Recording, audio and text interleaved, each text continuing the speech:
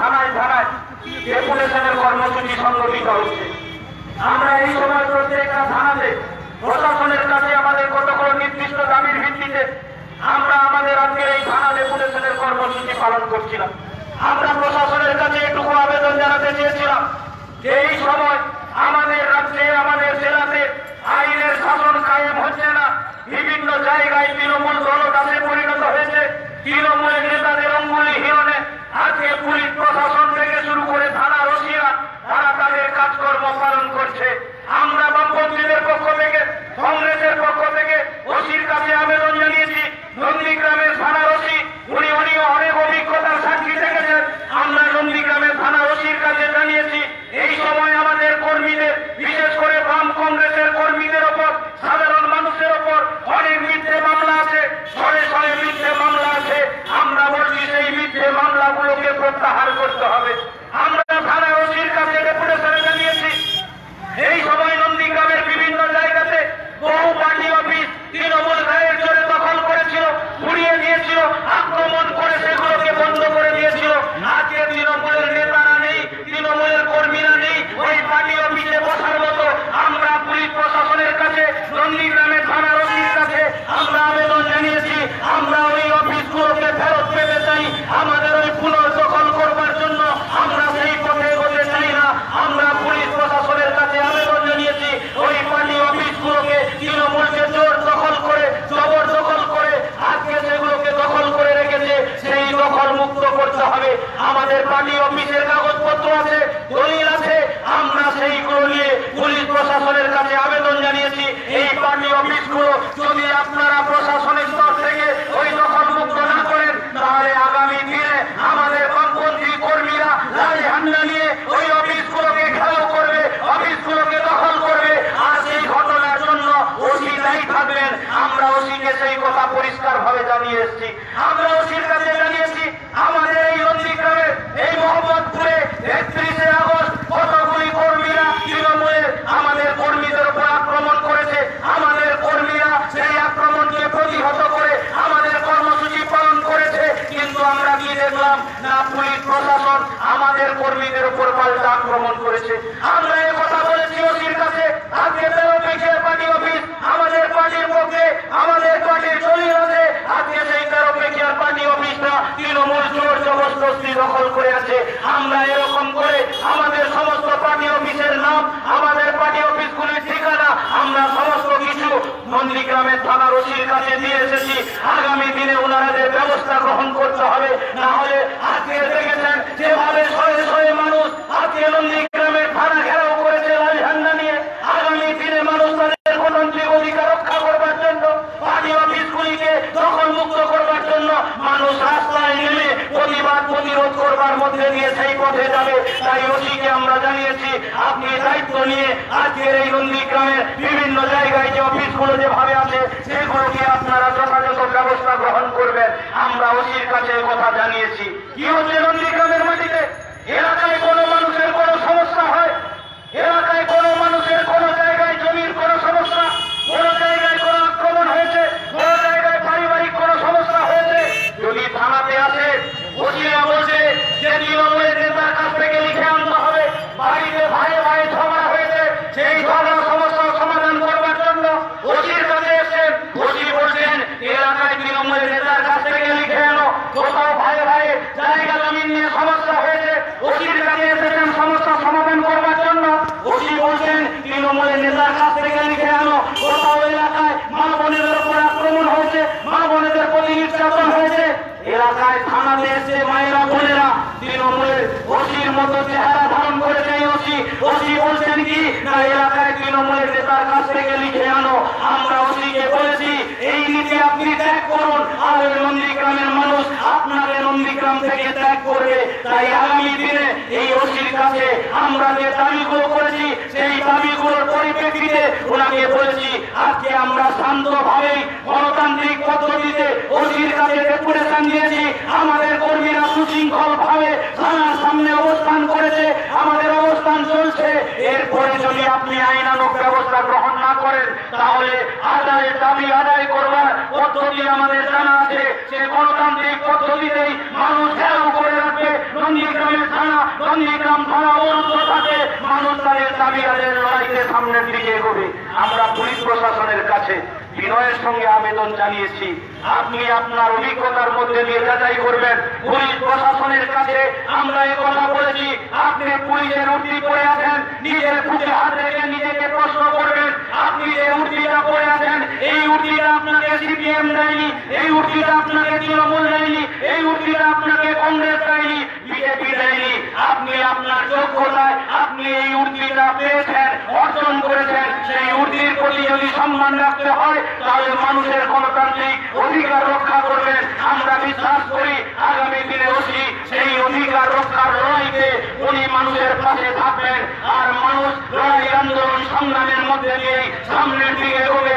আমরা পুলিশ প্রশাসনকে কথা বলেছি, আজকে জেলাটা দেখিয়ে যাচ্ছি, আগামী দিনে কোন লাল ঝান্ডার কর্মীদের উপর যদি আক্রমণ হয়, কোন সাধারণ মানুষের উপর রাজনীতি করবার অপরাধে যদি আক্রমণ হয় তাহলে এই নন্দীগ্রাম থানা ঘেরাও হবে, অবরুদ্ধ হবে, মানুষ অবস্থানে বসে থাকবে মানুষ তাদের গণতান্ত্রিক অধিকার রক্ষা করবার জন্য। তাই নন্দীগ্রামের এই পবিত্র মাটিতে দাঁড়িয়ে এই এলাকার সর্বস্তরের মানুষের কাছে আমরা আহ্বান জানাই, আসুন কেন্দ্রে নরেন্দ্র মোদী সরকারের বিরুদ্ধে লড়াই, আর পশ্চিম বাংলায় তৃণমূল কংগ্রেসের বিরুদ্ধে লড়াই। এই লড়াইতে আমরা যারা বাম কংগ্রেসের যৌথ ঐক্যের মধ্যে দিয়েই আমরা আমাদের গণতান্ত্রিক অধিকার রক্ষা করবার লড়াইতে সামিল হয়েছি। আমরা আপনাদের কাছে তাই আহ্বান জানাতে এসেছি, এই বিজেপি আর এই তৃণমূল এই দুটি সরকারের বিরুদ্ধে লড়াই হবে। যারা বলছেন দল বদল করছে, আমরা বলছি আগামী দিনে মানুষ এই দুটি সরকারকে বদল করবে। কারণ এই কারণে এই এলাকার মানুষের অভিজ্ঞতা আছে। এই নন্দীগ্রামের মাটিতে দাঁড়িয়ে যে শুভেন্দু বাবুরা বলেছিলেন লাল ঝান্ডা ধরার নাকি লোক থাকবে না, ইতিহাসের কি খেলা দেখুন। আমাদের বয়স্ক মানুষেরা বলে, আমাদের জেঠিমারা বলে, দাদু ঠাকুমারা বলে, পাপ নাকি পাপকে ছাড়ে না। আজকে শুভেন্দুকে দেখুন, তিনি নন্দীগ্রামের মাটিতে দাঁড়িয়ে বলেছিল লাল ঝান্ডা ধরার নাকি লোক থাকবে না। আজকে দেখে আসুন এই মিছিলে শয়ে শয়ে মানুষ লাল ঝান্ডা ধরে থানা ঘেরাও করেছে। আর যে শুভেন্দু বাবু বলেছিলেন লাল ঝান্ডা ধরার নাকি লোক থাকবে না, উনি যে ঝান্ডা ধরে এই উক্তিটা করেছিলেন আজকে সেই ঝান্ডাটুকু উনি ধরতে পারেননি, গেরুয়া ঝান্ডা ধরতে বাধ্য হয়েছেন। আমরা লাল ঝান্ডা ধরে আছি। এই শুভেন্দু বাবু এমপি কিনেছিলেন, এমএলএ কিনেছিলেন, পঞ্চায়েতের প্রধানকে কিনেছিলেন, কাউন্সিলরকে কিনেছিলেন, আর আজকে সেই শুভেন্দু বাবুকে অমিত শাহেরা কিনে নিয়ে যাচ্ছে। ইতিহাস এইভাবে ফিরে ফিরে আসে। এই নন্দীগ্রামের মানুষের কাছে আমরাও আহ্বান জানাতে চাইছি, অনেক ইতিহাসের সাক্ষী। 2007 সাল থেকে আপনাদের অভিজ্ঞতা আছে, মানুষকে বিভ্রান্ত করেছে। আজকের এই শুভেন্দু বাবুরা এই নন্দীগ্রামের মাটিতে যেভাবে একের পর এক খুন রাহাজানির ঘটনা ঘটিয়েছে আপনাদের অভিজ্ঞতার মধ্যে আছে। আমি নন্দীগ্রামের মানুষের কাছে বিনয়ের সঙ্গে আবেদন করতে চাই, নন্দীগ্রামের মানুষ শহীদ হয়েছে, নন্দীগ্রামের মানুষ আত্মহত্যা করেছে, নন্দীগ্রামের মানুষ লড়াই করেছে, কিন্তু নন্দীগ্রামের মানুষ কি পেয়েছে? নন্দীগ্রামের মানুষ কিচ্ছু পায়নি। বরং শুভেন্দু বাবু উনি এমএলএ হয়েছেন, এমপি হয়েছেন, ওনার বাবা মন্ত্রী হয়েছিলেন কেন্দ্রে, ওনার বাবা এমপি হয়েছেন, ভাই চেয়ারম্যান হয়েছেন, আরেক ভাই তমলুকের সাংসদ হয়েছেন। তৃণমূলের জামানায় শুভেন্দু বাবুরা সব পেয়েছে, কিন্তু নন্দীগ্রামের মানুষ শহীদের তালিকাটাকে বাড়িয়েছে। নন্দীগ্রামের মানুষ তাদের আত্মত্যাগের সম্মান পায়নি। যারা নন্দীগ্রামের মানুষকে ভুল বুঝিয়ে বিপদগামী করেছিল, এই নন্দীগ্রামের মাটিতে দাঁড়িয়ে বলেছিল যে নন্দীগ্রামের মানুষ আগামী দিনে কাজ পাবে, আগামী দিনে রুটি রুটি পাবে, গণতন্ত্র প্রতিষ্ঠিত হবে। আমি এই এলাকার মানুষের কাছে আবেদন করতে চাই, গত বছর আপনারা ভোট দিতে পারেননি, পঞ্চায়েতে ভোট দিতে পারেননি, এই এলাকায় এমপি নির্বাচনে, লোকসভা নির্বাচনে ভোট দিতে পারেননি, বিধানসভা নির্বাচনে ভোট দিতে পারেননি। শুধু লাল ঝান্ডা করার জন্য নয়, আপনি সাধারণ মানুষের করবার জন্য নয়, এই এলাকার তৃণমূলের কর্মীরা তারাও পর্যন্ত ভোট দিতে পারেনি, কারণ শুভেন্দু বাবু তাদেরকেও বিশ্বাস করেনি। আমরা তাই বলছি, পাপ পাপ কেউ ছাড়ে না, নন্দীগ্রামের এই পবিত্র মাটি বহু ইতিহাসের সাক্ষী থেকেছে। তাই আপনাদের কাছে আবেদন, লাল ঝান্ডা ছিল আমাদের কোথাও ভুল ত্রুটি থাকে আমরা সেটা সংশোধন করে নেব, কিন্তু আজকে ইতিহাস আমাদের কাছে নতুন করে প্রমাণ করেছে নন্দীগ্রামের মাটিতে কিভাবে বামপন্থীদেরকে ভিলেন বানিয়ে দেওয়া হয়েছিল, কিভাবে বামপন্থীদের সম্পর্কে খুচরা অপপ্রচার করা হয়েছিল। আজকে আপনি দেখছেন সিবিআই তদন্ত হয়েছে, সেই সিবিআই তদন্তের রিপোর্ট কি এসেছে আজকে মানুষের কাছে পরিষ্কার হয়েছে। তারপরেও আমরা এ প্রজন্মের ছাত্র যুব সমাজ আমরা যারা লাল ঝান্ডা করছি আমরা এখনো আপনাদের কাছে বলছি, যদি কোথাও আমাদের ভুল ত্রুটি থাকে আমরা শুনে নেব, কিন্তু মানুষের পাশে থাকবো। আর মানুষের পাশে থাকার মধ্যে দিয়েই আমরা আমাদের সংগঠনকে পরিচালনা করব, আমরা আমাদের পার্টিকে পরিচালনা করব। আজকে কি দেখছেন আপনি? কেন্দ্রের সরকার, রাজ্যের সরকার, দুটো সরকারকেই দেখছেন। আমরা বলছি এই দুটো সরকার চলছে ঝুটের সরকার আর লুটের সরকার। যত বড় ঝুট বলো, যত বড় ঝুট বলো, মিথ্যে বলো, মানুষকে বিভ্রান্ত করো, আর যত বড় লুট করো। আপনি দেখছেন কেন্দ্রে নরেন্দ্র মোদীর সরকার পিএমজিআর নাম করে কয়েক হাজার কোটি টাকা লুট করছে, আর পশ্চিমবাংলায় তৃণমূল কংগ্রেস আমফানের নাম করে কয়েক হাজার কোটি টাকা লুট করছে। এই লুটের কারবার চলছে সারা দেশ জুড়ে, সারা রাজ্য জুড়ে।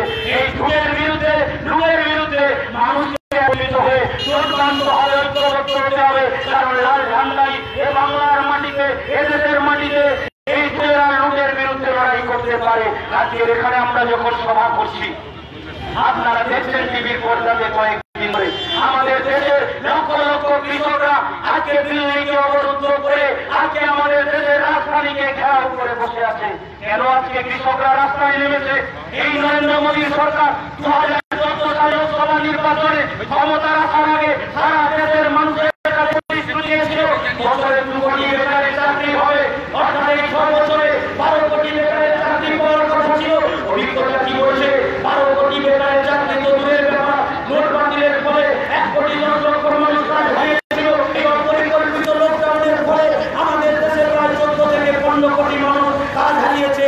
এই লকডাউনের সময় দাঁড়িয়ে কাজ পায়নি, নতুন করে অপ্রস্তুতের কাজ ছিল, কাজ হারিয়েছে। প্রতিশ্রুতি দিয়েছিল নরেন্দ্র মোদীর সরকার 15 লক্ষ টাকা গরিব মানুষের অ্যাকাউন্টে যাবে, কালো টাকা উদ্ধার হবে।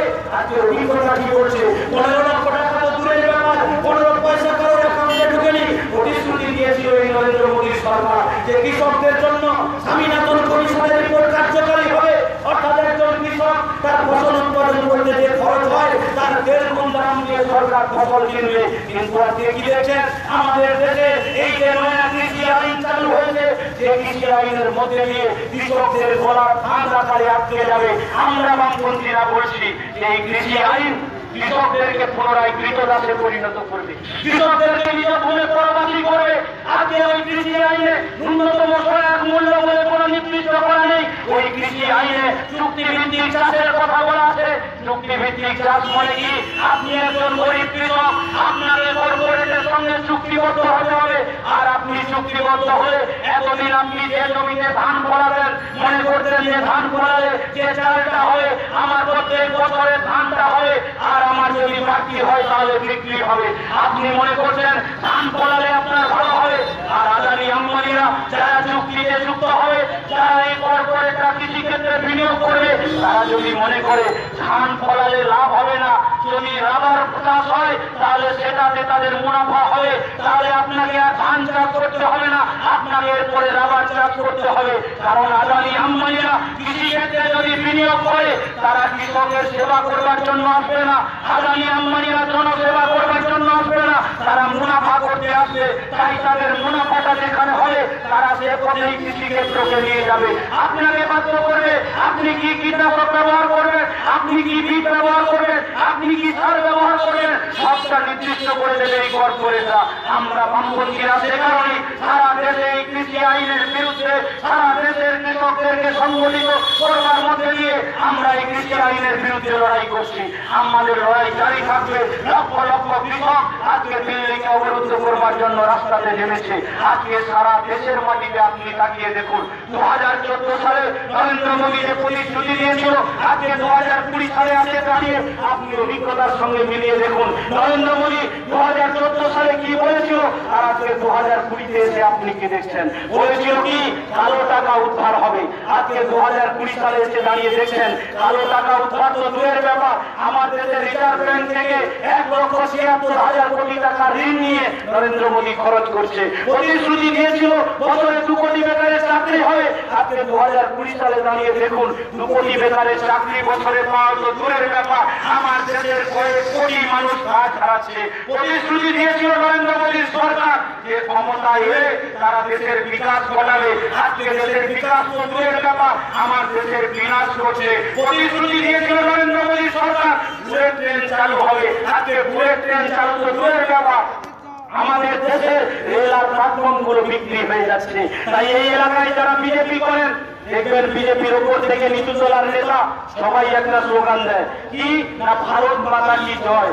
একদিকে বলছে ভারত মাতা কি জয় আর সেই ভারত মায়ের একটার পর একটা সম্পদ, সে রেল হতে পারে, ব্যাংক হতে পারে, বিমা হতে পারে, আইসি হতে পারে, ওএনজিসি হতে পারে, বিপিসিএল হতে পারে, বিমানবন্দর হতে পারে, রেল হতে পারে, প্ল্যাটফর্ম হতে পারে, মাটির নিচের কয়লা হতে পারে, একটার পর একটা রাষ্ট্রায়ত্ত সংস্থা নরেন্দ্র মোদীর সরকার আদানি আম্বানিদের কাছে বেঁচে নিচ্ছে।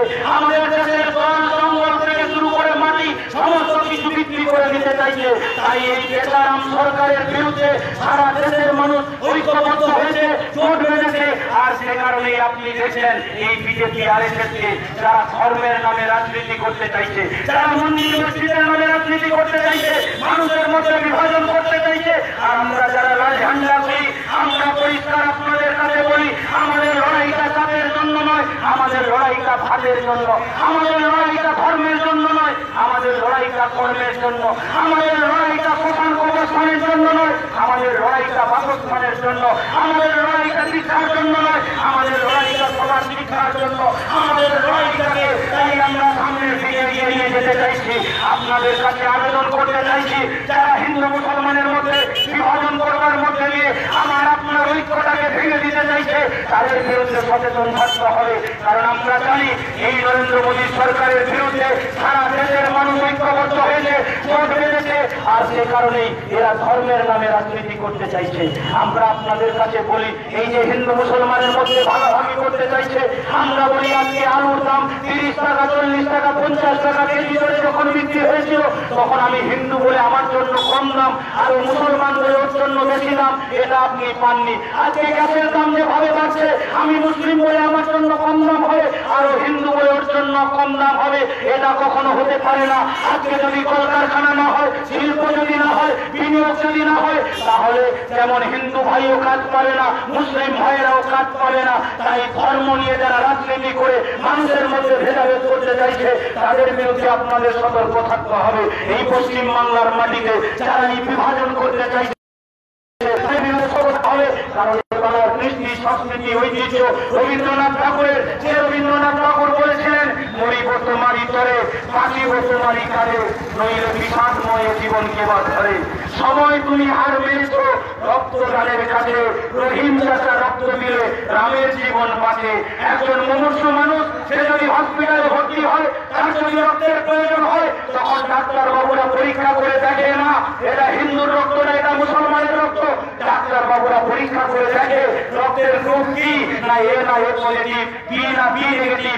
রক্তের গ্রুপের পরীক্ষা হয়, কখনো জাতের পরীক্ষা হয় না। এ বাংলার কৃষ্টি সংস্কৃতি ঐতিহ্য নজরুল ইসলামের, যে নজরুল ইসলাম এ বাংলার মাটিতে দাঁড়িয়ে সবচেয়ে বেশি শ্যামা সঙ্গীত রেখেছিল।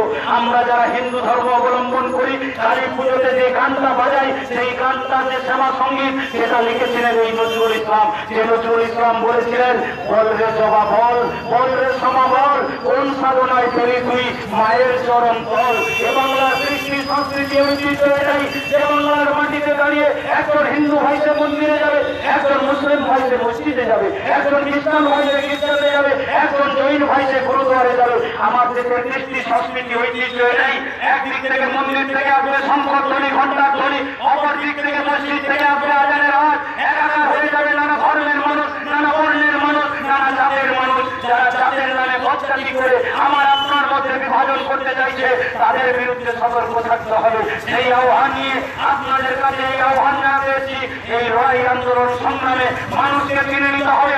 আজকের যারা বিজেপির ভেদধারী, এই বিজেপি এক চুলো নড়তে পারে না যদি আরএসএস তাদেরকে নির্দেশ না দেয়। যে আরএসএস সারা দেশের মাটিতে ফতোয়া জারি করেছিল আমাদের দেশটা হবে নাকি হিন্দু আর হিন্দুস্তান।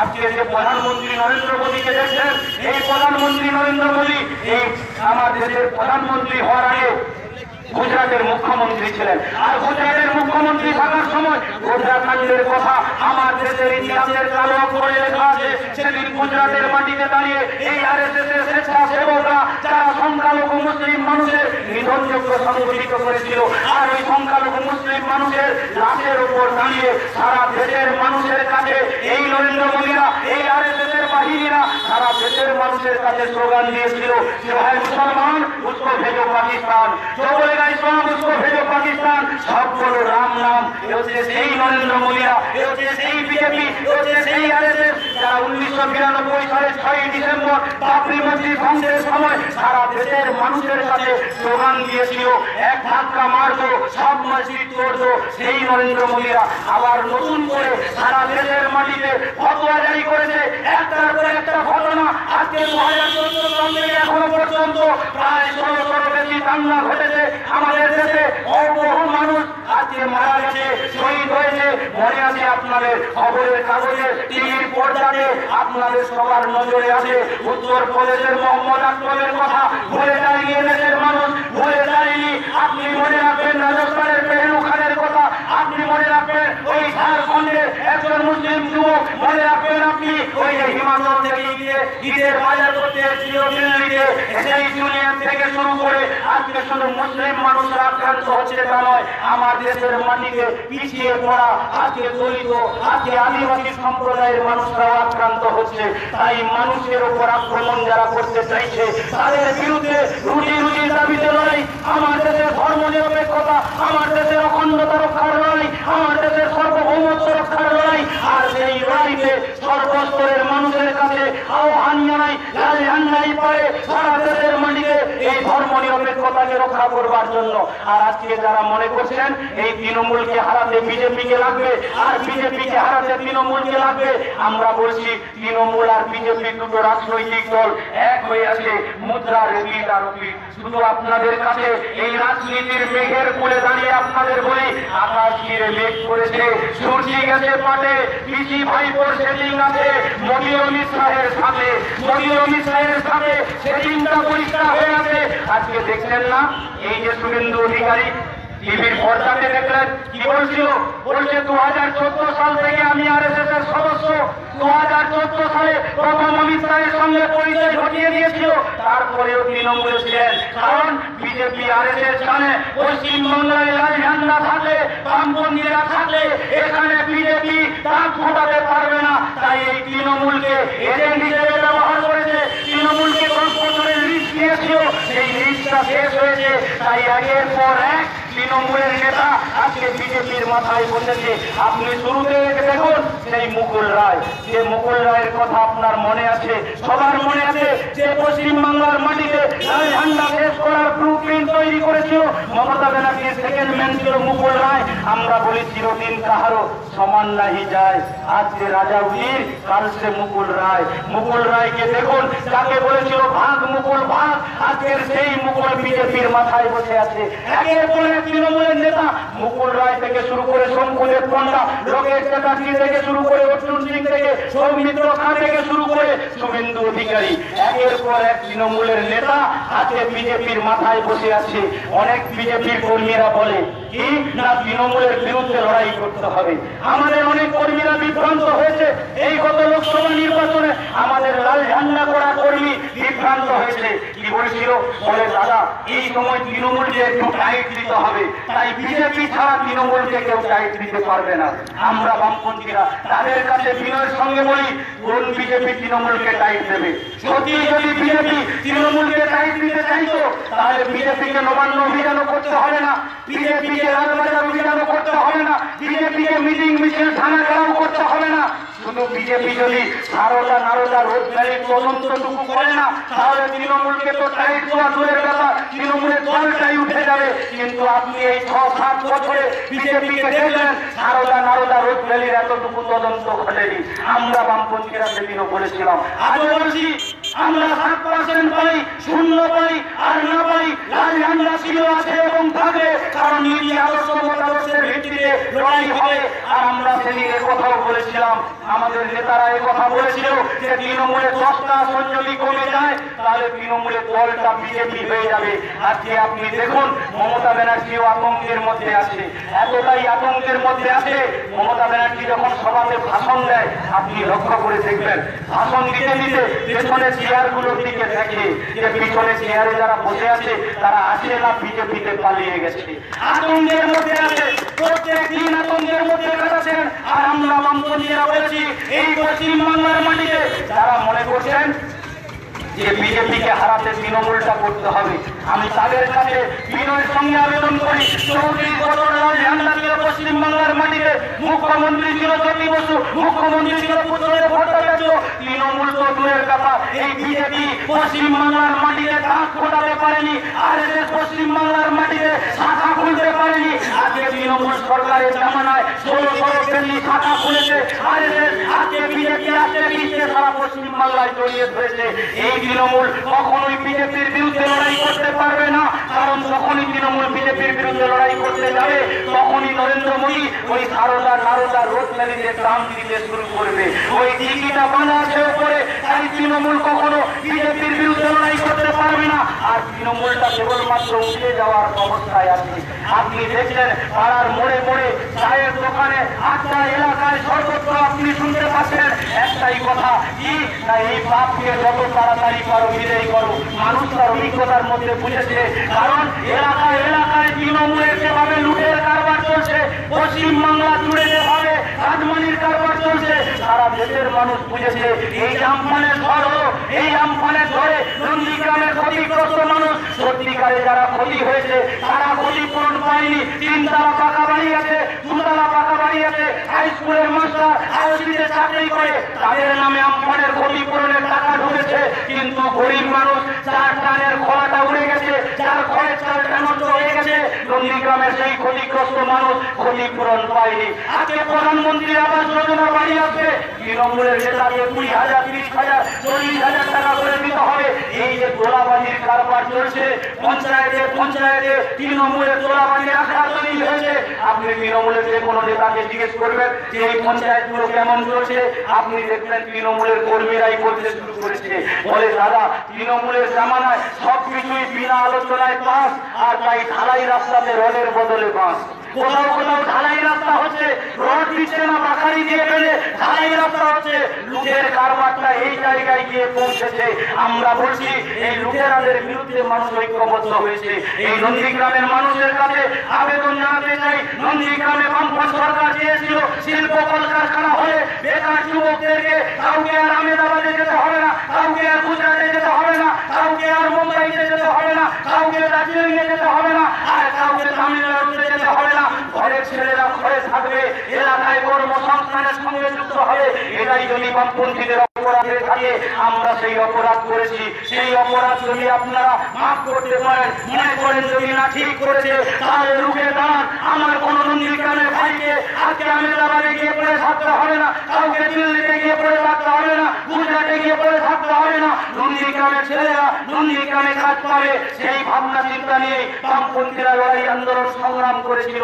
কিন্তু আপনাদের কাছে বিভ্রান্ত করেছিল যারা, তাদের আজকে জিজ্ঞেস করবেন 34 বছরের বামপন্থী সরকারের জামানায় বুদ্ধদেব ভট্টাচার্য 2006 সালে দাঁড়িয়ে এই রাজ্যের মাটিতে দাঁড়িয়ে স্লোগান দিয়েছিল যে কৃষি আমাদের ভিত্তি আর শিল্প আমাদের ভবিষ্যৎ। কারণ পশ্চিমবাংলা কৃষিতে গিয়েছে, শিল্পতে এগোতে হবে। প্রত্যেকদিন ITI পাস করা, পলিটেকনিক করা, ডিপ্লোমা করা, এমটেক করা, বিটেক করা, মাস্টার ডিগ্রি করা, MCA করা, হাজার হাজার ছেলে মেয়ে তারা স্কুল কলেজ ইউনিভার্সিটি থেকে বেরোচ্ছে, তাদের দুহাতে কাজ নিতে হবে। তাই বামপন্থের স্লোগান ছিল কৃষি আমাদের ভিত্তি আর শিল্প হবে আমাদের ভবিষ্যৎ। আর আজকে তৃণমূল স্লোগান দিচ্ছে, বলে চিটফান্ড আমাদের ভিত্তি আর তোলাবাজি হচ্ছে তৃণমূলের ভবিষ্যৎ। আপনি তৃণমূলের দলটার দিকে তাকিয়ে দেখুন, রাস্তায় মোরাম করলে তোলা দিতে হবে, ঢালাই রাস্তা হলে তোলা দিতে হবে, 100 দিনের কাজে পুকুর কাটা হলে তোলা দিতে হবে, আপনার প্রধানমন্ত্রী আবাস যোজনার বাড়ি হলে তোলা দিতে হবে, আপনি একটা বাজারে গুমটি করে দোকান করবেন গরিব মানুষ, সেটা করতে গেলে তোলা দিতে হবে। আজকে আপনার বাড়ির ছেলেটা বা মেয়েটা কোথাও একটা কাজ পেয়েছে, সেই কাজে যুক্ত করতে গেলে তোলা দিতে হবে। আপনার নিজের বাবার পৈতৃক সম্পত্তি, সেখানে আপনি নিজে একটা বাড়ি তৈরি করবেন, সেটা করতে গেলেও তৃণমূলকে তোলা দিতে হবে। এই তোলাবাজদের বিরুদ্ধে পশ্চিমবাংলার মাটিতে লড়াই চালিয়ে আছে। আজকে কয়েকদিন ধরে আপনি দেখছেন, গত দুদিনে মমতা ব্যানার্জি এখন বলছেন যে সিঙ্গুরে নাকি শিল্প তৈরি করতে হবে। দিদি, এই সিঙ্গুরে আপনি তো ডিনামাইন দিয়ে ন্যানো গাড়ির কারখানাটাকে ধ্বংস করে দিয়েছিলেন। আজকে সেই সিঙ্গুরের মাটিতে আপনার এখন ঘুম ভেঙেছে, যে সিঙ্গুরের মাটিতে আপনি সর্ষের বীজ ছড়িয়েছিলেন। কিন্তু দুর্ভাগ্যের ব্যাপার, মমতা ব্যানার্জি সর্ষের বীজ ছড়িয়েছিল, আর সেখানে সর্ষে গাছ না হয়ে সেখানে পদ্ম ফুল ফুটেছে। আপনি দেখছেন আজকে সংসদে গেছে, অর্থাৎ বিজেপিকে রাস্তা করে দিয়েছিলেন, আর এখন আপনি বলছেন যে ওখানে নাকি কারখানা তৈরি করতে হবে। মানুষ সবকিছু মনে রেখেছে, মানুষ তার অভিজ্ঞতার মধ্যে দিয়ে সবটাকে বিচার করবে। আমরা শুধু আপনাদের কাছে আবেদন জানাতে চাই, আজকে নন্দীগ্রামের মানুষকে বুঝতে হবে, এই গ্রামে রেল যন্ত্রাংশ তৈরির কারখানা হয়নি, বেকার যুবকরা এখানে কাজ পায়নি। আপনি নন্দীগ্রামের একটা কোনো নতুন অগ্রগতি দেখেননি, তাই আপনাদেরকে নতুন করে ভাবতে হবে। এই বিজেপি আর তৃণমূল, এই দুটো রাজনৈতিক দল মানুষকে বিভ্রান্ত করবার মধ্যে দিয়ে যেভাবে বিপদগামী করতে চাইছে, তাদের বিরুদ্ধে আমাদের শান্তি সম্প্রীতি, আমাদের যে ধর্ম নিরপেক্ষতা রক্ষার প্রশ্নে আপনারা লড়াই আন্দোলন সংগ্রামের মধ্যে দিয়ে সামনের দিকে এগোবেন। আসুন, যারা শহীদের নাম করে নিজেদের আখের খুঁজিয়েছে, যারা শহীদের নাম করে পরিবারের সম্পত্তি বাড়িয়েছে, যারা শহীদের নাম করে নিজের পরিবারের এমপি এমএলএ থেকে শুরু করে চেয়ারম্যান থেকে শুরু করে মন্ত্রী হয়েছে, যারা শহীদদের ব্যবহার করে নিজেদের আখের খুঁজিয়ে নিয়েছে, তাদের যোগ্য জবাব দেওয়ার সময় এসেছে। তাই সেই যোগ্য জবাব দেওয়ার জন্য আপনারা প্রস্তুত থাকবেন। আগামী দিনে লড়াই আন্দোলন সংগ্রামের ক্ষেত্রে বামপন্থীরা আপনাদের পাশে ছিল, আছে এবং থাকবে। আর যারা এই শহীদ বেদি করে শহীদদের প্রতি সম্মান জানাতে এই নন্দীগ্রামকে পুনরায় উত্তপ্ত করতে চাইছে, তাদের সম্পর্কে সতর্ক থাকবেন। আসুন, নন্দীগ্রামের মানুষ শপথ গ্রহণ করো যে ওই যারা শহীদের নাম করে যারা লুটেছে নন্দীগ্রামে, তাদের বিরুদ্ধে রুখে দাঁড়ানোর একটাই রাস্তা। এই শহীদ বেদিকে রেখে যারা সেদিন শহীদ দিবস পালন করতে চাইছে, নন্দীগ্রামের মানুষ শপথ গ্রহণ করো যে ওই শহীদ দিবসকে বয়কট করবে, প্রত্যেকের বাড়িতে মোমবাতি জ্বালিয়ে শহীদদের প্রতি সম্মান জানাবে। এটাই হচ্ছে তৃণমূল বিজেপিকে যোগ্য জবাব দেওয়া হবে। আমার বিশ্বাস আপনারা সেই দায়িত্ব পালন করবেন। লড়াই আন্দোলন সংগ্রামের মধ্যে দিয়ে লাল ঝান্ডার পাশে থেকে লাল ঝান্ডাকে শক্তিশালী করবেন, এই আশা প্রত্যাশা রেখে আপনাদের ধন্যবাদ, অভিনন্দন, লাল সালাম জানিয়ে আমি আমার কথা শেষ করছি। ইনকিলাব জিন্দাবাদ, বাম কংগ্রেসের ঐক্য।